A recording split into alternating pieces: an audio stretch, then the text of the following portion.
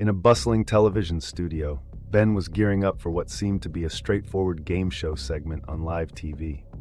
As the contestant locked in their final answer, Ben mischievously leaned in, his microphone dropping unexpectedly into their lap.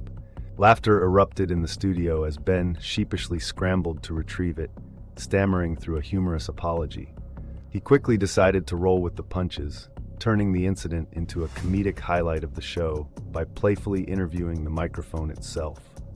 The audience couldn't stop laughing, and the spontaneous hiccup became the night's most endearing segment, showcasing Ben's knack for quick wit and comedic timing.